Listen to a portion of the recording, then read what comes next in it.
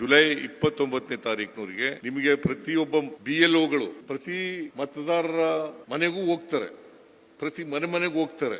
ನೀವು ನಿಮ್ಮ ವಿಧಾನಸಭಾ ಸದಸ್ಯರಿದ್ದಾರಲ್ಲ, ಸೋತ ಅಭ್ಯರ್ಥಿಗಳಿದ್ದಾರಲ್ಲ, BLAಗಳು ಮತ್ತು BLAಗಳನ್ನ ಕೋಆರ್ಡಿನೇಷನ್ ಮಾಡಬೇಕು. ಜೊತೆಗೆ ಕನಿಷ್ಠ ಪಕ್ಷ ಇಬ್ಬರನ್ನ ಒಂದು ಬೂತ್ ಲೆವೆಲ್ ನಲ್ಲಿ ಆಯ್ಕೆ ಮಾಡಬೇಕು. ಎಲ್ಲ ಮತದಾರರು ಗೊತ್ತಿರೋರು, ಎಲ್ಲ ಮತದಾರರು ಆ ಬೂತ್ ಲೆವೆಲ್ ಅಲ್ಲಿ ಅವನು ಮತದಾರ ಆಗಿರ್ಬೇಕು, ಬೂತ್ ಲೆವೆಲ್ ಮತದಾರ ಆಗಿರ್ಬೇಕು. ಆ ಮತದಾರರು ಸ್ವಲ್ಪ ಖರ್ಚಾದ್ರೂ ಪರವಾಗಿಲ್ಲ, ಅದನ್ನು ಸಹಿಸ್ಕೊಳ್ತಕ್ಕಂಥ ಕೆಲಸವನ್ನ ಮಾಡಬೇಕು.